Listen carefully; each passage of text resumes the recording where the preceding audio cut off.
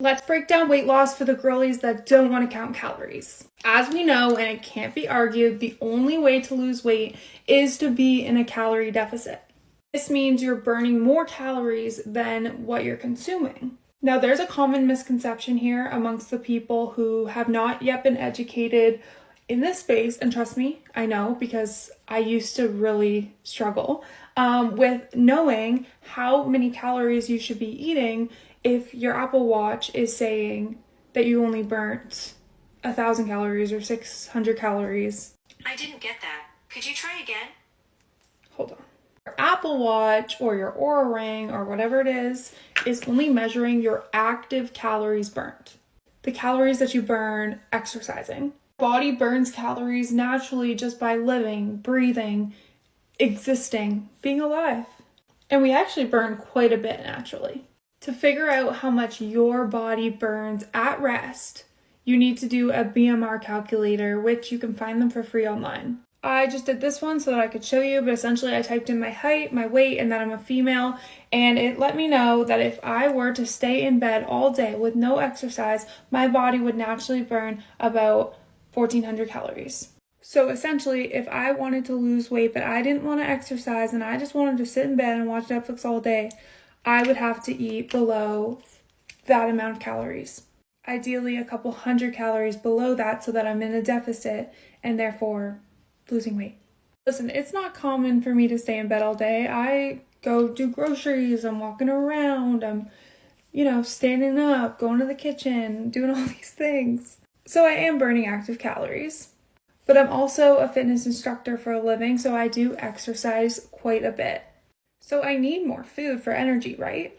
Because I have an Apple Watch and can track my calories burnt, I know that on average, I'm burning about 500 active calories per day just doing my workouts.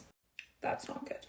So if I add the 500 to my resting calories burnt, 1,400 to 500, that will equal about 1,900 calories.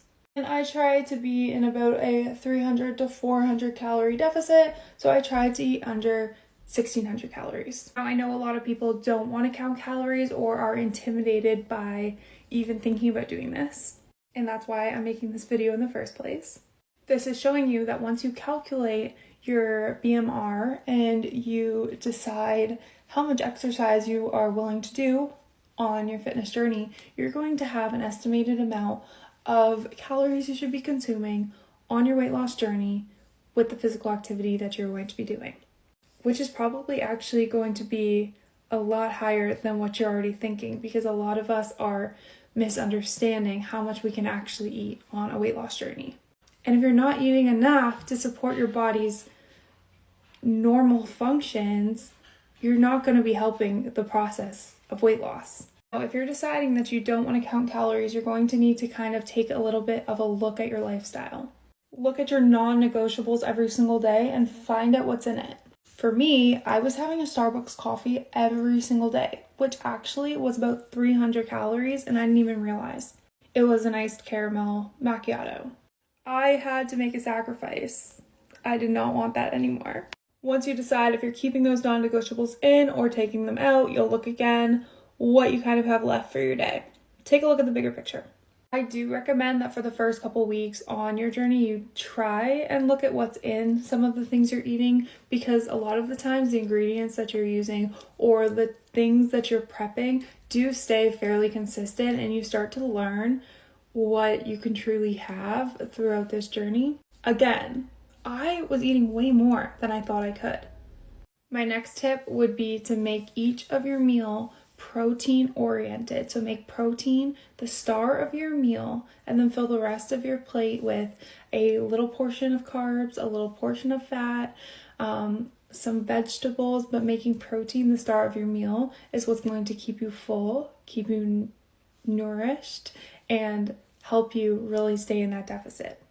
This means, for example, if you eat eggs for breakfast, make eggs the star of your meal, maybe add a piece of bacon, some spinach in there, make an omelet. Lunch, if you had like a big salad with like lots of chicken, vegetables, but really prioritizing that protein. And I know a lot of you are vegetarians or vegans, but there are options. Finding ways to keep yourself full so that you're not as snackish throughout the day are going to help you stay in that deficit. You don't need to track your food. You don't need to weigh anything, but you're going to need to kind of open your eyes to the things that you're putting into your body, because this is a lifestyle change and you do want to understand what's in the things that you're consuming. Because when I found out what was in my Starbucks coffee and how high calorie it was when I could just make a similar one at home that tastes just as good, it was a change in my lifestyle that I actually wanted to adapt, not just because I wanted to lose weight. I understand looking at your Apple Watch and thinking that you've only burnt 500 calories today, so you need to eat under 500 calories. And I wanted to bring awareness to that's not how it works, because I used to think that way. And I have a lot of you in my DMs thinking that you have to eat under 500 calories to lose weight. And I really don't want you guys to starve yourselves. Keep yourself full, listen to your body, eat when you're hungry, because that's so important. You need to be able to fuel your body and actually give it what it needs to do the work for you. I hope that helps, and let me know if you have any questions at all.